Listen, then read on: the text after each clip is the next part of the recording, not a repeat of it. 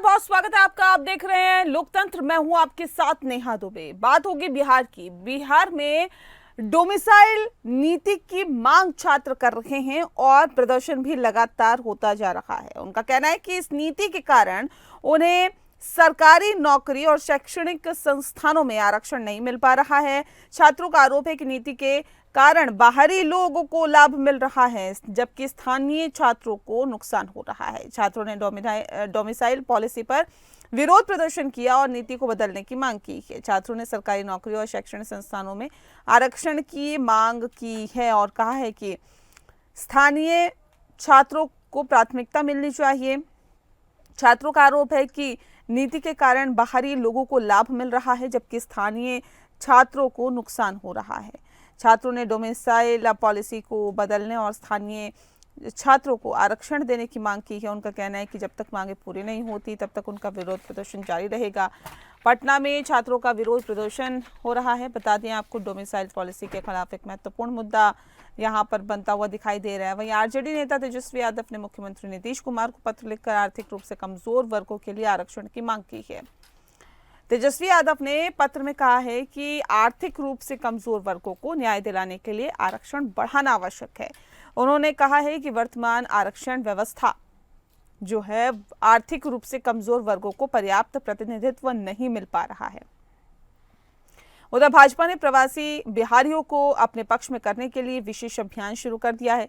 Party का लक्ष्य है कि 245 विधानसभा क्षेत्रों में प्रवासी बिहारी जो हैं उनसे 5000 वोट बढ़ाना। भाजपा का मानना है कि प्रवासी बिहारी मध्य प्रदेश में रहते हुए भी बिहार में मतदान करते हैं और पार्टी की नीतियों से प्रभावित होकर भाजपा के पक्ष में मतदान कर सकते हैं।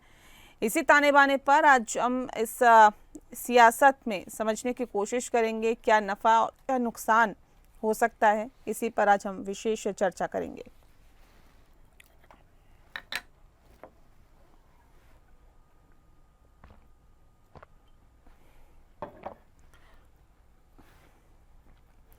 तो बता दें आपको कि डोमिसाइल नीति को लागू करने की मांग बिहार छात्रों की तरफ से की जा रही है और उनका साफ तौर पे कहना है कि डोमिसाइल पॉलिसी को लागू किया जाना चाहिए। इसी के लिए प्रदर्शन भी किया जा रहा है। डोमिसाइल नीति में बदलाव के लिए हल्ला बोल और 90% डोमिसाइल नीति लागू हो, ये कहना है छात्रों का। नीतीश कुमार के वोटों का बहिष्कार होगा, ये भी इन छात्रों ने यहाँ पर कहा है। रोजगार आरक्षण का सियासी रण आज हम समझने की कोशिश करेंगे। तो डोमिसाइल पॉलिसी की मांग पर प्रदर्शन किया है। उनका कहना है कि इस नीति के कारण उन्हें सरकारी नौकरी और शैक्षणिक संस्थानों में आरक्षण नहीं मिल पा रहा है।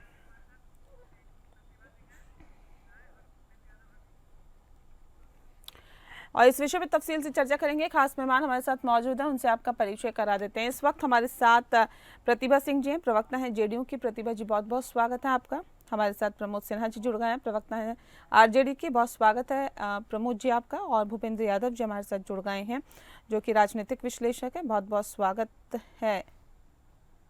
माफ कीजिएगा, नेता हैं बीजेपी के। बहुत स्वागत है आपका भूपेंद्र यादव जी। सबसे पहले शुरुआत हम कर लेते हैं प्रतिभा जी से। प्रतिभा जी, ये जो प्रदर्शन हो रहा है इसे किस तरह से देखते हैं और क्या नहीं लगता है कि डोमिसाइल नीति ठीक से लागू नहीं हो जाने के कारण वाकई बिहार के जो छात्र छात्राएं हैं, जो बिहार के निवासी हैं, उनका नुकसान हो रहा है? नहीं, देखिए, ये तो विपक्ष द्वारा फैलाया गया भ्रम है और इस भ्रम में कहीं न कहीं मासूम छात्र आ जाते हैं। अब तेजस्वी जी आज मुख्यमंत्री जी को चिट्ठी लिखते हैं कि आरक्षण की सीमा बढ़ाई जाए कमजोर वर्गों के लिए, लेकिन जब वो सत्ता में शामिल होते हैं तब इस पर चर्चा नहीं करते हैं। भाई, अब जब काम करने की बात आती है, अभी भी उनके प्रवक्ता भाई प्रमोद जी बैठे हैं।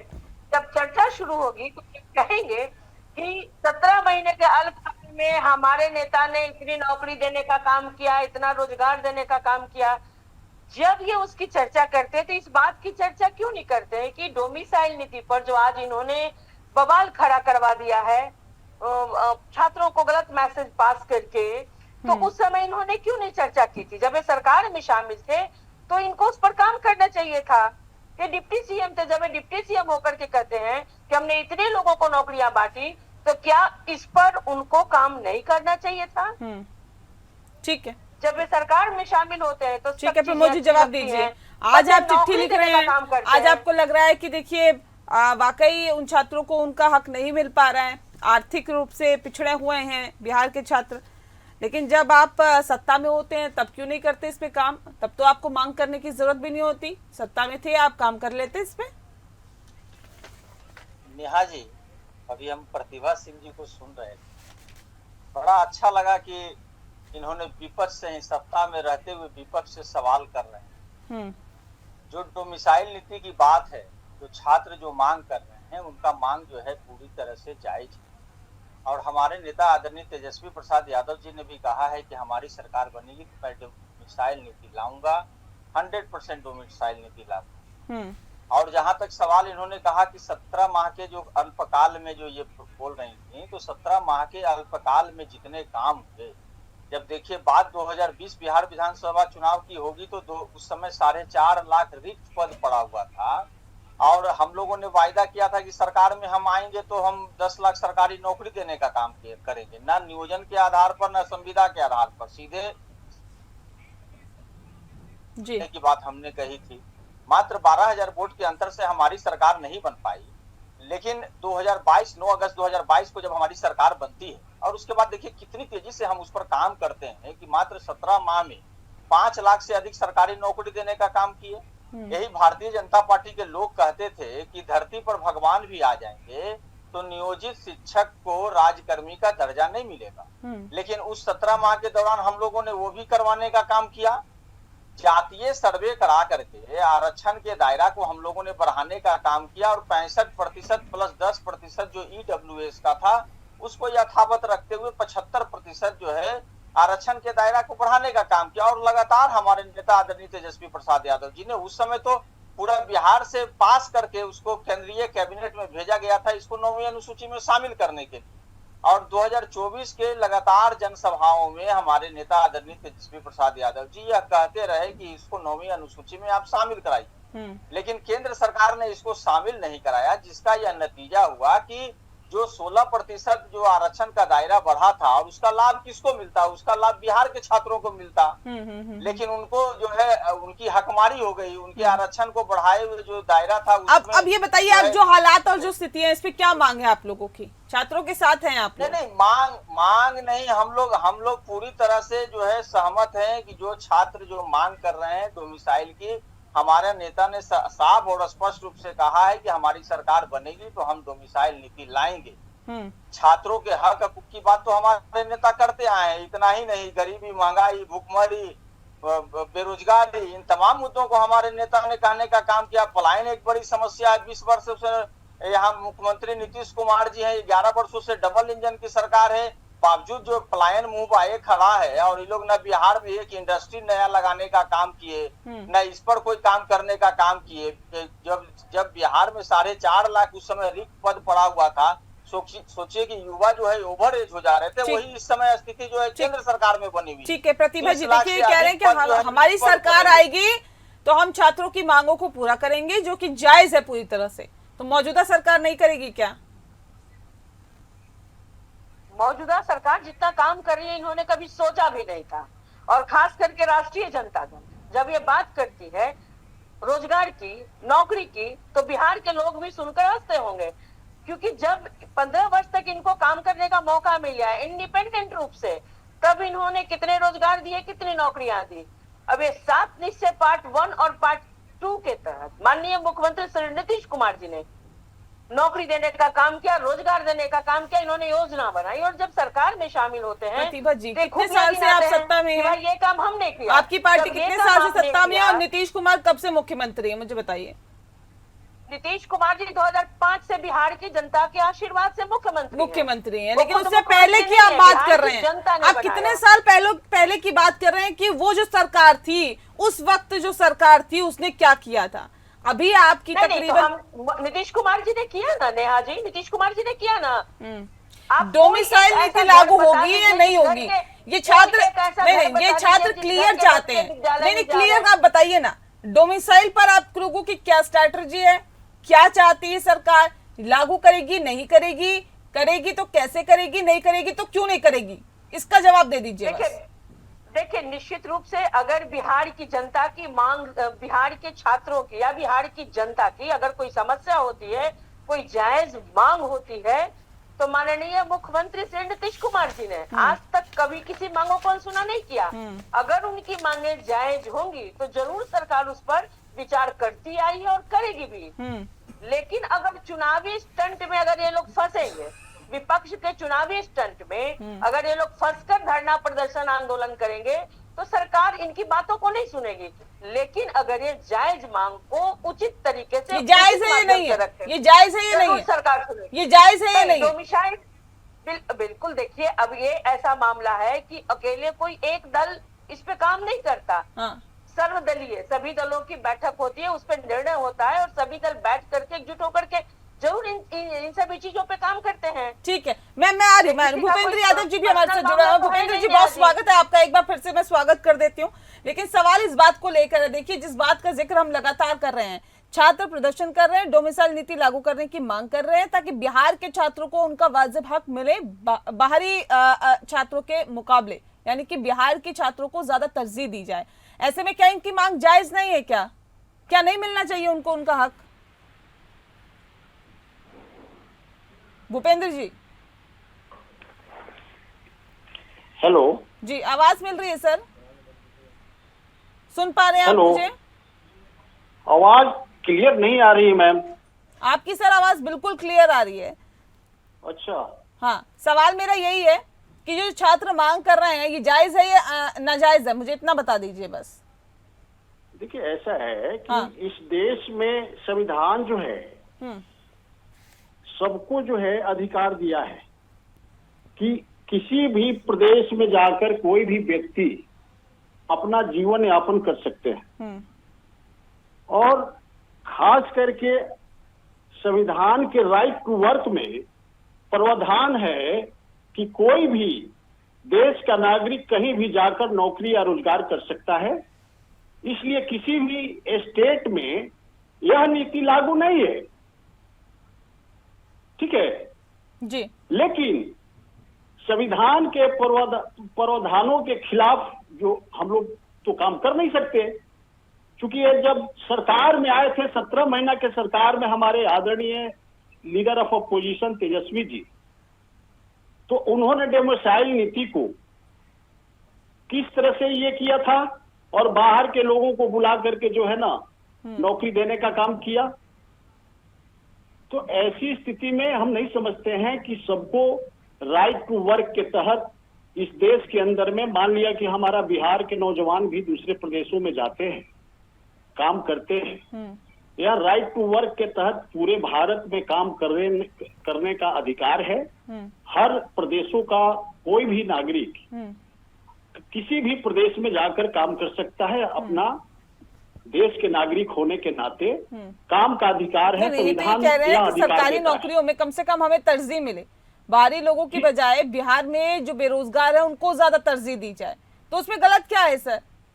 नहीं, ऐसा है कि पूरे बिहार के अंदर में आपको मालूम होना चाहिए नेहा जी, हाँ, कि हमारे यहाँ ST SC और OBC का 50% ऑलरेडी आरक्षण है और 10% जो है ना हमारे आदरणीय देश के प्रधानमंत्री जो अपर क्लास के लिए दिया था, तो ये करीब करीब 60% हो जाता है। तो 60% तो मेरे बिहार के ही नौजवान वो काम करेंगे, इस पोस्ट पे रहेंगे। अब बाकी जो रेस्ट 40% जो बचता है, उस 40% में जो है डोमिसाइल नीति को मतलब छोड़ा जाता है कि दूसरे प्रदेश के लोग जो है उसमें आएंगे।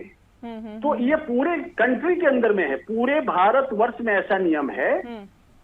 अब रही बात कि कुछ प्रदेशों नियम में तो जो है होते हैं, नियम तो बदले भी जाते हैं सर, अगर सरकार की इच्छा शक्ति हो तो नियम तो बहुत सारे बदले जाते हैं, नो डाउट। अब जैसे मान लिया कि अब हमारे यूपी के अंदर में है कि मतलब आप कुल मिला के ये कह रहे हैं कि इनकी मांग जो है वो जायज नहीं है, सरकार नहीं सुनेगी, यही कह रहे हैं आप? नहीं, सरकार मान लिया कि देखिए ऐसा है, जब सरकार हमारी है, डबल इंजन की सरकार है, हम लोग मिल बैठ करके इस पर जो है ना विचार, चूंकि कैबिनेट है हमारा, वो सब बैठेंगे लोग सोच समझ करके निर्णय लिया जा सकता है, ऐसा कुछ नहीं है। क्योंकि बिहार हित की बात है, तो हम लोग तो कोशिश करेंगे कि बिहार हित में जो है काम हो। ये नहीं हो कि आदरणीय leader of opposition Tejashwi ji ये 2,17,000 वैकेंसी कराए 17 महीना के शासनकाल में आदरणीय नीतीश कुमार जी के साथ मिलकर के। उस समय उन्होंने एक बार भी नहीं बोला कि डोमिसाइल नीति को लागू किया जाए। उन्होंने तो हरियाणा से जो है ना नौकरी बेचने का काम किया। पूछा इनसे, लेकिन देखिए प्रमोद जी ये कह रहे हैं कि भारत के हित की बात करिए, सिर्फ बिहार की नहीं। ये तो एक नीति है ना प्रमोद जी। अब जिस बात 10 सेकंड आपसे लेना चाहूंगा। बिल्कुल बिल्कुल रखिए, मैं आ रही प्रमोद जी, पहले 10 सेकंड बोल लेते हैं भूपेंद्र जी, फिर मैं प्रमोद जी करते हैं। बताइए। ऐसा है कि हमारे तेजस्वी जी बिहार के वो कहते हैं कि हम ये हैं, आज वो हल्ला कर रहे हैं, कल तो वो हरियाणा में संजय यादव को बैठा करके नौकरी को बेचा। पूरे बिहार के अंदर में क्या हुआ, आज उनके पार्टी में डोमिसाइल नीति लागू है क्या? राज्यसभा जाने की बात आती है, बिहार के नौजवान वोट करता है, और राज्यसभा देने की बात आती है तो हरियाणा से संजय यादव आता है, हरियाणा से प्रेमचंद गुप्ता आते हैं, मनोज झा आते हैं, और वो हरियाणा का एक बहुत बड़ा गोगा डॉन जो है उनको संजय यादव को खोज रहा है। वो छिप करके बिहार के 10 नंबर में बैठते हैं। ठीक है, जवाब तो दीजिए प्रमोद जी, जल्दी से जवाब दीजिए, जल्दी से जवाब दीजिए। देखिए नेहा जी जी प्रमोद जी, आवाज मिल रही है आपको? हेलो प्रमोद जी, सुन पा रहे हैं आप हमें? 10 लाख सरकारी जी आवाज मिल रही है? हाँ हाँ, आप बताइए बताइए। जब हमारे नेता ने यह कहा था कि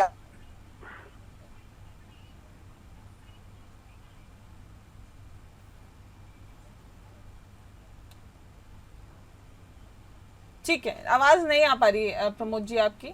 मैं प्रतिभा जी का रुख कर लेती हूँ। प्रतिभा जी देखिए, अगर ये जो छात्र हैं अपना प्रदर्शन और ज्यादा उग्र कर देते हैं तो सरकार के पास क्या विकल्प रहेगा? फिर तो मानना ही पड़ेगा। मिल रहा है कि सर आपकी आवाज हम तक नहीं पहुंच पा रही प्रमोद जी। ये महत्वपूर्ण है ना, ये किसी भी व्यक्ति की इच्छा शक्ति। आवाज मिल रही है? सर आपकी आवाज बहुत ब्रेक हो रही है, एक बार फिर से आपसे कनेक्ट कर रहे हैं, तब तक मैं प्रतिभा जी का रुख कर रही हूँ। प्रतिभा जी बताएं। नेहा जी आवाज मिल रही है? हाँ हाँ हाँ, अब मिल रही है, बताएं बताएं बताएं। हाँ देखिए, वही हम कह रहे थे कि अभी प्रतिभा जी बोल रही थी, जब हमारे नेता ने 2020 में यह कहा था कि हम 10 लाख सरकारी नौकरी देंगे जब सरकार में आएंगे, तो माननीय मुख्यमंत्री नीतीश कुमार जी ने कहता है नौकरी देंगे, पैसा कहाँ से लाएगा? बाप के घर से लाएगा, जेल से लाएगा। जब हम नौकरी हम लोगों ने देने का काम किया, पैसा मिल रहा है कि नहीं मिल रहा है, ये बतलाने की जरूरत है। व्यक्ति के भीतर जो है दृढ़ इच्छा शक्ति होना चाहिए, विजन होना चाहिए, काम करने की उसमें डोमिसाइल नीति का ध्यान नहीं रखा आपने जब नौकरी दी तो। और सुन लीजिए, उस पर भी जवाब दे रहे हैं, उस पर भी जवाब दे रहे हैं ना। सुन लीजिए, उस पर भी जवाब दे रहे हैं। जिस डोमिसाइल नीति की बात आप कर रही है ना, 2020 में भी हमारे नेता ने यह कहा था कि सरकार में हम आएंगे तो डोमिसाइल नीति लागू करेंगे, लेकिन माननीय मुख्यमंत्री नीतीश कुमार जी ने इसको लागू नहीं किया। हमारे नेता ने कहा था, इसको आप समझ लीजिए, नहीं होता आप बात कर लीजिएगा। और आज भी हमारे नेता यह कह रहे हैं जब हमारी सरकार बनेगी तो हम डोमिसाइल लागू करने का काम करेंगे। और ठीक है, ये कह रहे हैं कि हमारी सरकार आएगी तो हम डोमिसाइल लागू करने का काम करेंगे। प्रतिभा जी देखिए, अब तो आर पार की लड़ाई के मूड में है छात्र, और विपक्षी पार्टियां भी साथ दे रही है जाहिर तौर पर। क्या लगता है अब आगे? मैंने पहले भी कहा ना कि ये चुनावी स्टंट है, विपक्ष के द्वारा फैलाया गया ये भ्रम है, जो जिसमें मासूम छात्र कहीं ना कहीं फंस रहे हैं। अगर इन्होंने जैसा कहते हैं, जब हमारे 17 वर्ष की सरकार हमारी बनी तब हमने इतने लोगों को नौकरी दी। अरे भाई, जब आपने नौकरियां दी तो किसको दी? इसका जवाब दीजिए ना बिहार के छात्रों को। जब आपने 17 महीने के साल में इतनी नौकरियां दी तो किसको दी? क्यों नहीं बिहार के लोगों को दिया आपने? क्यों नहीं बिहार, उस समय डोमिसाइल नीति आपको याद नहीं है? बिहार के लोगों को भी देने का हमने काम किया है। जो नौकरियां दी गई है उसमें बिहार के भी युवा शामिल है। सुन लीजिए बात को। नहीं तो डोमिसाइल के थ्रू नहीं दी गई ना, उसके तहत नहीं दी गई ना। डोमिसाइल नीति लागू की गई थी क्या? नहीं की गई। उस पर काम करने का काम किया ना हमने। 5 लाख से अधिक सरकारी नौकरी देने का काम किया हमने। IT policy, tourist policy, sports policy. Bihar के भी लोग, बिहार के भी युवा उस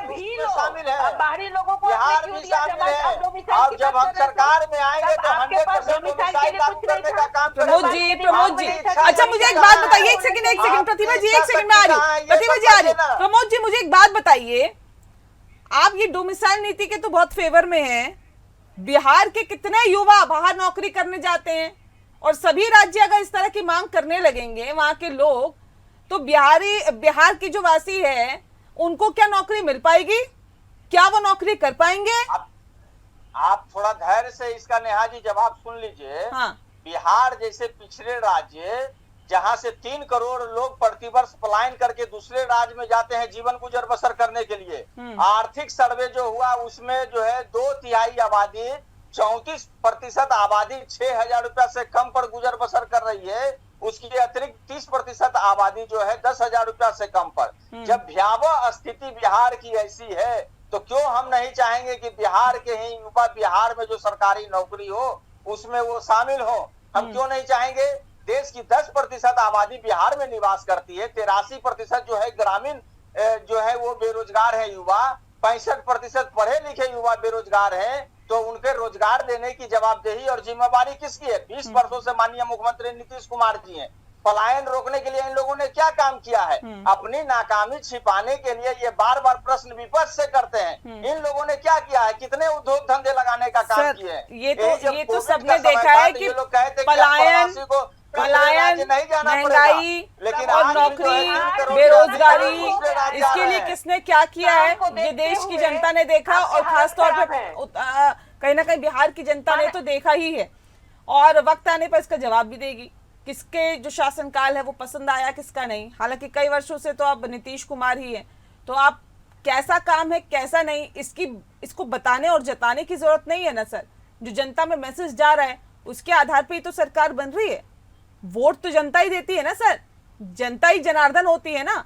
लेकिन अब ये डोमिसाइल का कितना फर्क पड़ेगा, कितना असर पड़ेगा, ये आने वाला वक्त बताएगा। बहुत शुक्रिया आप सभी मेहमानों का हमारे साथ इस खास चर्चा में शामिल होने के लिए। खास पेशकश में फिलहाल के लिए इतना ही। नमस्कार।